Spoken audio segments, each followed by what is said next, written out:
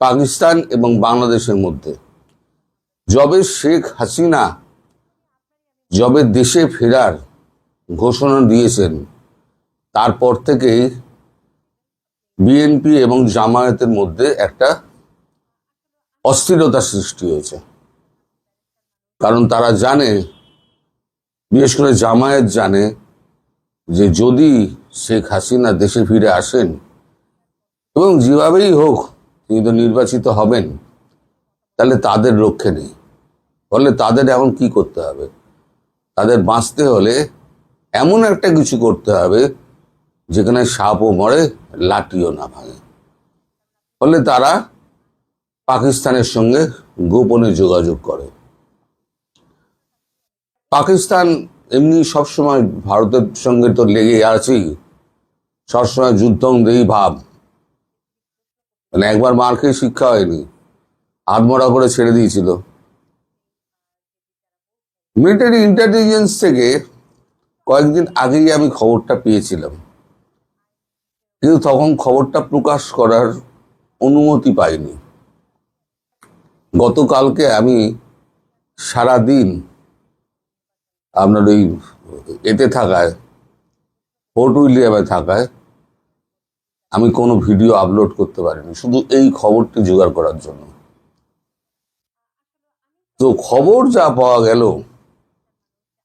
MII থেকে, military intelligence of India, যে খবরটা পাওয়া গেল, সেই খবরটাকে পুষ্টিকরণ করেছেন, মানে আরো শিওর করেছে আমাদের রাশিয়ার এজেন্সি। এবং রাশিয়া চীনের সঙ্গে কথা হয়েছে, চীন বলেছে আমি এর মধ্যে ঢুকবো না। রয়ে গেল কি, তাহলে রয়ে গেল তার্কি হয়তো পাকিস্তানকে সাহায্য করবে। ইতিমধ্যে পাকিস্তান কিছু অস্ত্রশস্ত্র জোগাড় করেছে। এই যে 3 বিলিয়ন লোন পেল না, এর থেকে ইন্টারন্যাশনাল মনিটারি ফান্ড থেকে, সেখান দিয়ে কিছু টাকা নিয়ে তারা প্রচুর অস্ত্রশস্ত্র কিনেছে। এই যে কখনো বলছে হাত কেটে নেবো, কখনো বলছে বিলাবেল ভুট্টো বলছে পরমাণু বোমা মেরে দেবো, এগুলো হচ্ছে যুদ্ধের আগের হুঙ্কার। আগের বারে যুদ্ধে 2024 পাহেলগাঁওয়ের যুদ্ধের আগে এইরকম হুঙ্কার টুঙ্কার দিয়েছিল। এবারে কাজটা অনেক সহজ হয়ে গিয়েছে, যেহেতু পূর্ব বাংলা পূর্ব পাকিস্তানের সঙ্গে পশ্চিম পাকিস্তানের সঙ্গে নিবিড় যোগাযোগ স্থাপন করে চলেছে। এবং জামায়াত বিএনপির সঙ্গে কথা বলে তারা বলেছে তাদের সমস্ত জায়গা এবং তাদের যে সমস্ত জায়গাগুলো লাগবে তার ব্যবস্থা করে দেবে। পরিবর্তে পাকিস্তান চেয়েছে যে তাদের এখানে স্থায়ী ক্যান্টনমেন্ট গড়তে দেওয়ার অনুমতি দিতে হবে। সবকিছুতে দেওয়া নেওয়ার সম্পর্ক থাকে। পাকিস্তান চেয়েছে বাংলাদেশে বেশ কয়েকটা ক্যান্টনমেন্ট করবে। জামায়াতও রাজি হয়েছে। বিএনপি একটু মানে গড়িমসি করলেও জামায়াতের চাপের কাছে বিএনপি নত হয়েছে এবং এটা করেছে, স্বীকার করে নিয়েছে যে যদি এখানে 2-3টে যদি ক্যান্টনমেন্ট করতে চায়, একটা হচ্ছে সীমান্তবর্তী অঞ্চল এই মালদা মুর্শিদাবাদের দিকে, একটা হচ্ছে 7 সিস্টার, আর একটা হচ্ছে আপনার ওই এর দিকে কি বলে জায়গাটা আমি ভুলে গেলাম, কিষেনগঞ্জের দিকে। 3টে জায়গায় তারা 3টে ক্যান্টনমেন্ট করতে চায়। তো এখন এটা যখন ভারতবর্ষের কানে এসছে, ভারতবর্ষ তখন বুঝে গেছে যে এই শেখ হাসিনাকে নিয়ে কূটনৈতিকভাবে ভারতবর্ষ যেরকম এগোচ্ছিল, এখন আর কূটনৈতিকভাবে এগোনো যাবে না। এবং বাংলাদেশের ওপরে যে আঘাতটা ভারত হানতে চায়নি, এখন সেটা অবশ্যম্ভাবী হয়ে গিয়েছে। বাংলাদেশের জামায়াত এবং বিএনপি এরা দুজনে মিলে মানে যত জায়গা জমি দেওয়ার ব্যাপারে এবং সাহায্য করার ব্যাপারে এরা যে কথাবার্তা বলতে এসছে, সেখানে তারা হ্যাঁ করেছে। কিছুদিন আগে আপনাদের মনে আছে জাহিদুর রহমান, তিনি কলকাতায় এসেছিলেন। কলকাতায় এসে তার একটা কি প্রোগ্রাম ছিল, কি একটা ওই জায়গা, প্রোগ্রামটার নাম ভুলে গিয়েছি আমি। তাকে ঢুকতে দেওয়া হয়নি, কারণ তিনি প্রোগ্রামটা অ্যাটেন্ড করে তিনি কিছু লোকের সঙ্গে দেখা করার প্ল্যান করেছিলেন। তার ওই যে ভিজিটটা ছিল, এখানে পাকিস্তানের যে অ্যাসেট আছে সেই অ্যাসেটদের সঙ্গে কথা বলা, সেটা ভারতবর্ষ বুঝতে পারে এবং ভারতবর্ষ তাকে ঢুকতে দেয়নি। এবং আপনারা প্রশ্ন করতে পারেন, প্রশ্নটা আমিও করেছিলাম, যে পাকিস্তানকে একসঙ্গে বেড়ে একেবারে শেষ করে দেওয়া হলো না কেন? এটা নিয়ে আমারও প্রচুর ভেতরে ভেতরে রাগ ছিল, যে যখন ধরলো তখন ওর একেবারে সাপের মাথা কাটলো না কেন? উত্তরটা হচ্ছে, ভারতবর্ষ এমন একটা দেশ রাখতে চায় যে দেশটার ওপরেতে তার তৈরি অস্ত্র এগুলো পরীক্ষা করতে চায়। পাকিস্তান হলো দ্য বেস্ট, একই শত্রু বলে সারা পৃথিবীতে পরিচিত আছে। তারপরেতে পাকিস্তানের অস্ত্রশস্ত্র যা ব্যবহার করেছে, ভারতবর্ষ ঢুকতে দেয়নি, আকাশ তীর সব আটকে দিয়েছে।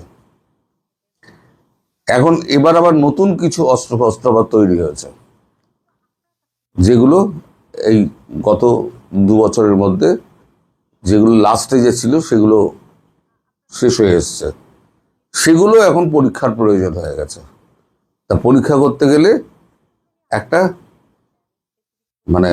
প্রচন্ড রকম যুদ্ধ চাই।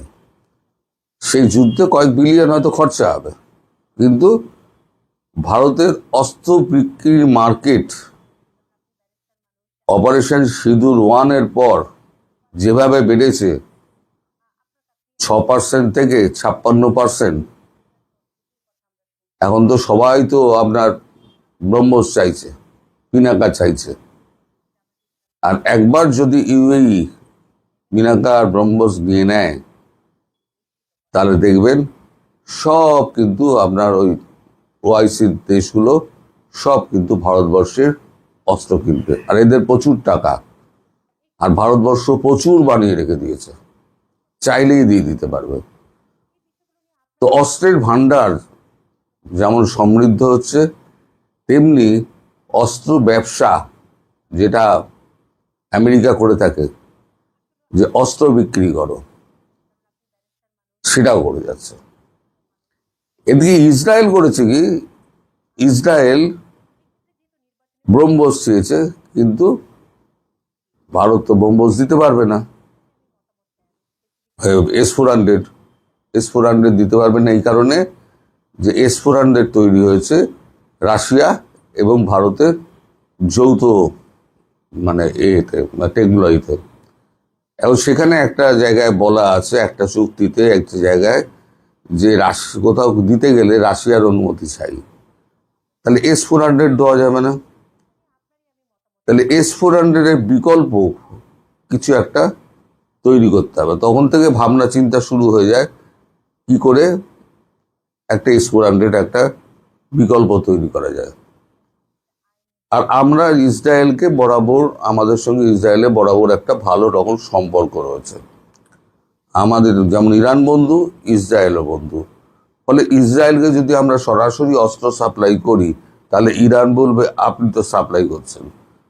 উল্টো কি করা হয়েছে, এখানে প্ল্যান করা হয়েছে যে ইসরায়েল এখানে টেকনোলজি দেবে, ভারতবর্ষ অস্ত্র তৈরি করবে, একটা জয়েন্ট ভেঞ্চার হবে। যে জয়েন্ট ভেঞ্চার হয়, সেই জয়েন্ট ভেঞ্চারের একটা অংশ তাহলে ইসরায়েল পাবে। তখন তো ইরান বলতে পারবে না, আমার ওই কোম্পানিতে জয়েন্ট ভেঞ্চার আছে, ওখান থেকে আমি আমার অংশের অস্ত্র নিয়েছি, তাহলে পরে কিছু বলতে পারবে না। এখন সেইটা করে এখন নতুন টেকনোলজিতে আবার অস্ত্র তৈরি করার একটা কারখানা হচ্ছে, সেটা হচ্ছে গুরুগ্রামে, আমাদের নয়ডার গুরুগ্রামে। ওটা উত্তরপ্রদেশের মধ্যে পড়ে, কিন্তু এনসিআর এর মধ্যে, দিল্লি এনসিআর এর মধ্যে আছে। বিভিন্ন ধরনের ঘটনা ঘটছে। এই যে 12টা ওভারহেড লাগানো হলো সাবমেরিন এবং এতে বিভিন্ন যুদ্ধ জাহাজে। এখন ভারতবর্ষে কি আছে? ভারতবর্ষে আকাশ, জলপথ, জলের নিচে এবং মাটির ওপরে চারদিকে সুরক্ষিত। এবং শেষ খবর যেটা আমি পেলাম, পুরো ভারতবর্ষে আকাশ তীর দিয়ে মুড়ে দেওয়া হয়েছে। গত সপ্তাহের মধ্যে কাজ শেষ হয়ে গেছে। কারণ পাকিস্তান যে কোনো মুহূর্তে অ্যাটাকটা করবে, এবং সেক্ষেত্রে পূর্ব এবং পশ্চিম দুটো জায়গা থেকেই অ্যাটাকটা হবে আশা করা, মানে মনে করছে ভারতবর্ষ পূর্ব ও পশ্চিম একসঙ্গে অ্যাটাক করবে। কারণ ওরা বরাবরই বলে আসছে আমরা পূর্ব দিক দিয়ে অ্যাটাক করবো, কারণ পূর্ব দিক দিয়ে অ্যাটাক করলে পরে খুব সহজ অ্যাটাক করা। যার জন্য আমি এসএসবির কথা বলেছিলাম না, 4 ব্যাটালিয়ান গেছিল, তার মধ্যে 2 ব্যাটালিয়ান এসএসবি আছে। এসএসবি কে তখন ওই কারণে পাঠানো হয়েছিল। তখন আমি কারণ জানতাম না, শুধু পাঠানো হয়েছে এইটুকু বলেছিলাম। এখন কারণটা জানতে পারলাম, যেটা হচ্ছে এই কারণ, যে কোনো মুহূর্তে হয়তো অ্যাটাক হতে পারে। আর পাকিস্তান আক্রমণ করছে এই কারণে, পাকিস্তানের ভেতরে এত অস্থিরতা, মানুষ পাগল হয়ে গিয়েছে। এখন একটা যুদ্ধের মতো পরিস্থিতি যদি তৈরি হয়, সব মানুষকে তাহলে দেশাত্মবোধের খাতিরে এক করে নেওয়া যাবে এবং নজরটা ঘুরিয়ে দেওয়া যাবে। ঠিক এখানেও বাংলাদেশেও তাই। দ্রব্যমূল্য থেকে আরম্ভ করে বিদ্যুতের জ্বালানি আপনার দাম আকাশ ছোঁয়া হয়ে গিয়েছে। সাধারণ মানুষের মানে খাওয়ার মানে ক্রয় ক্ষমতার বাইরে চলে গিয়েছে। তাহলে এখানেও একটা যুদ্ধ পরিস্থিতি যদি তৈরি হয়, তাহলে নজর ঘুরে যাবে। ওখানেও একটা যুদ্ধ পরিস্থিতি তৈরি হলে পাবলিকের নজর ঘুরে যাবে। ফলে দুইজনের যে লক্ষ্য, সেই লক্ষ্য পূরণের একটাই পথ, সেটা হলো যুদ্ধ। ভারতবর্ষের সঙ্গে 2 ফ্রন্ট দিয়ে যুদ্ধ করো। ভারতবর্ষ তৈরি হয়ে আছে। এইবার যখন মার খাবে, ভারত তো চাইনি, কেউ দোষ দিতে পারবে না ভারতবর্ষকে। ভারতবর্ষ কিন্তু চাইনি। এই ব্যাপারে মার্কো রুবিও এসছিলেন কথা বলতে। মার্কো রুবিও পরিষ্কার বলে দেওয়া হয়েছিল, আমি তখন বলেওছিলাম যে আপনাদের সাহায্য লাগবে না, আমরা আমাদের মতো কাজ করে নেব। এবার তার্কিকে আটকানোর জন্য গ্রিসকে লাগিয়ে দেওয়া হয়েছে, আর্মেনিয়াকে লাগিয়ে দেওয়া হয়েছে, যাতে তার্কি সাহায্য না করতে পারে। ধরুন সোমবার দিন যে যুদ্ধ আরম্ভ হয়, তাহলে শনিবার থেকে, মানে গত শনিবার থেকে ধরুন 4 তারিখে একটা যুদ্ধ শুরু হবে। খবর তো সবাই রাখে। তাহলে 2 তারিখ থেকে গ্রিস এবং আর্মেনিয়া দুজনই তার্কিকে অ্যাটাক করবে। তার জন্য প্রয়োজনীয় অস্ত্রশস্ত্র সব ভারত দিয়ে রেখে দিয়েছে। আচ্ছা, ওদিকে আজারবাইজানের সঙ্গে বন্ধুত্ব আছে। আজারবাইজান যোগ দিলে আজারবাইজানও মার খাবে। তো সব মিলিয়ে এখন কঠিন পরিস্থিতি। যে কোনো মুহূর্তে, যে কোনো দিন যদি পাকিস্তান পরমাণু ভয় টয় দেখাচ্ছে, পরমাণু মারতে পারে, পরমাণু নেই ওদের কাছে, নেই, খোলটা পড়ে আছে, ওইটাই দেখায়। মিসাইল মারবে। আর এর থেকে প্রচুর নিয়েছে, কি বলে, ড্রোন নিয়েছে তুর্কি থেকে। সেই প্রচুর ড্রোন যেটা নিয়েছে, ওই যে 2-3 বিলিয়ন ডলার যেটা ইন্টারন্যাশনাল মানিটারি ফান্ড থেকে পেয়েছিল, সেখান থেকে কয়েক হাজার ড্রোন নিয়েছে। এবার পর 300-400 করে ড্রোন মারবে, কতগুলো আটকাবে। গতবারও মেরেছিল, কিন্তু ভারতবর্ষের মাটিতে একটাও পড়েনি। একটা বোধহয় পড়েছিল, কোনো পাঞ্জাবের কোনো ক্ষেতে বোধহয় একটা পড়েছিল। তো এই যে ড্রোন টেকনোলজি, এই ড্রোন টেকনোলজিটা এখন বিশ্বের বৃহত্তম একটা শক্তিধর অস্ত্র হিসেবে দাঁড়িয়ে গেছে। আর আমরা ড্রোনকে মিসাইল দিয়ে মারি না, আমরা 12 টাকা 14 টাকার গুলি আমরা অটোমেটিক্যালি ওই গুলি গিয়ে মেরে দেয়, অত মিসাইল ব্যবহার করি না, যেটা আমেরিকা করে আমেরিকা লস খেয়ে গেছে। কারণ আমেরিকার ওই পদ্ধতি নেই, ভারতবর্ষ যে পদ্ধতিটা বার করেছে। যাই হোক, আপনারা অপেক্ষা করুন, তবে শেখ হাসিনার ফেরা আটকাতে পারবে না। যদি তাড়াহুড়ো করে তাহলে 4-5 দিনের মধ্যে সব সাফাই হয়ে যাবে। আর এই বাংলাদেশের মধ্যে যদি শুরু হয় একবার, বাংলাদেশের মধ্যে যে জেহাদিগুলো আছে খুঁজে খুঁজে খুঁজে খুঁজে খুঁজে খুঁজে কিন্তু মারবে, ভারতবর্ষ ছেড়ে দেবে না, খুঁজে খুঁজে মারবে। আর এখানে ক্যান্টনমেন্ট ঘুরতে দেওয়ার তো কোনো প্রশ্নই নেই পাকিস্তানকে। আমাদের ঘাড়ের গোড়ায় ক্যান্টনমেন্ট করবে তো হতেই পারে না। আসলে পূর্ব পাকিস্তান এই যে চলে গেছে শেখ মুজিবের হাত ধরে, এটা পাকিস্তান এখনো মেনে নিতে পারছে না। তার মেয়ে শেখ হাসিনা তাকেও সহ্য করতে পারে না। সে গদিতে বসে আবার পাকিস্তানের সঙ্গে করবে, ঝগড়া করবে বা পাকিস্তানকে সাহায্য করবে না, এটা পাকিস্তান মেনে নিতে পারে না। ফলে পাকিস্তান ধীরে ধীরে ধীরে ধীরে বাংলাদেশে ঢোকার চেষ্টা করছে। আজকে ক্যান্টনমেন্টের কথা বলছে, কালকে পুরো ফৌজ নিয়ে আসবে, তারপরে দেখবেন বাংলাদেশের সেনাদের ট্রেনিং দিচ্ছে। এমনি ট্রেনিং নিতে গেছিল বাংলাদেশ সেনারা, তারপর দেখবেন বর্ডারে সমস্ত পাকিস্তানি সেনা দাঁড়িয়ে গেছে বাংলাদেশ সেনার পাশাপাশি। সেই সুযোগ ভারতবর্ষ দেবে না। ফলে যখন মার হবে, যে চারদিকে আলোড়ন পড়ে গেছে, তার নিজের দল বিএনপির ছাত্র সংগঠন ছাত্র দলের সভাপতি বলেছেন যে তিনি তার এই বক্তব্যকে ঘৃণা ভরে প্রত্যাখ্যান করেন। কারণ নীলুফার চৌধুরী মণি অনেক কথাই বলতে পারেন না, কারণ বললে পরে অনেকের কাপড় চোপড় নষ্ট হয়ে যাবে। এসব ভূমিকা করে এমন একটা বিষয় নিয়ে প্রশ্ন করেছেন যে প্রশ্নের উত্তর গত 2 বছরে পাওয়া যায় নাই। এবং এখন পর্যন্ত, এমনকি নীলুফার চৌধুরী মনিদের সরকার ক্ষমতায় থাকার যখন 4 মাস পেরিয়ে গেছে, তখনও এ প্রসঙ্গে রহস্যের কোনো অবসান হয় নাই যে স্নাইপার বন্দুকগুলো কাদের হাতে ছিল।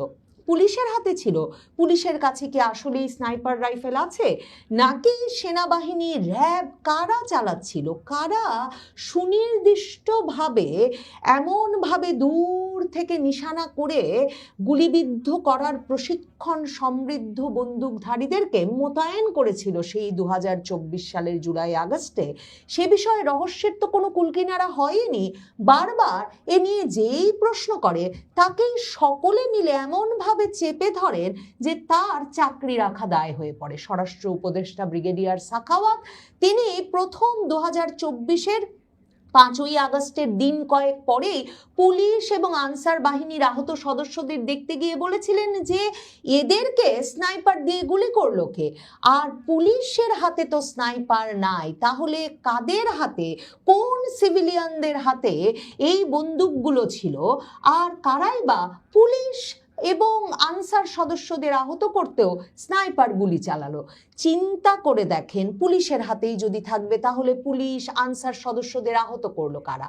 সেই ব্রিগেডিয়ার সাখাওয়াত ইউনূস সরকারের পুরো শাসনামল স্বরাষ্ট্র উপদেষ্টার চাকরি তার গেছে, কিন্তু অন্য মন্ত্রণালয়ে নির্বিবাদে চাকরি বাকরি শেষে যখন অন্তর্বর্তী সরকারের মেয়াদ শেষ হয়েছে, সাথে সাথে পেটের ভেতর আর চেপে রাখতে না পেরে বাংলাদেশের একটি সংবাদ মাধ্যমকে ডেকে বিস্তারিত সাক্ষাৎকার দিয়ে বলেছেন তার কাছে এমন ছবি, এমন ভিডিও ছিল বা আছে যেখানে যাদের হাতে স্নাইপার রাইফেল তাদেরকে বাংলাদেশি বলে মনে হয় না।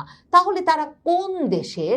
সে প্রশ্ন অবশ্য করেন নাই সাংবাদিক, কিংবা ব্রিগেডিয়ার সাখাওয়াতও বলেন নাই, কিন্তু বিদেশি যোদ্ধা এসেছিল সরাসরি এই ইঙ্গিত দেন ব্রিগেডিয়ার সাখাওয়াত এ কথার উপর ভিত্তি করে যে তিনি সেরকম ভিডিও এবং ছবি দেখেছেন, কিন্তু তদন্ত করতে পারেন নাই ইউনূস আমলে। আসিফ নজরুল, অন্তর্বর্তীকালীন সরকারের সবচেয়ে প্রভাবশালী উপদেষ্টাদের একজন, তিনিও বলেছেন যে তাকেও নাকি স্নাইপার রাইফেলের কথা বলেছিলেন কোনো এক সেনা কর্মকর্তা তার বাড়িতে এসে।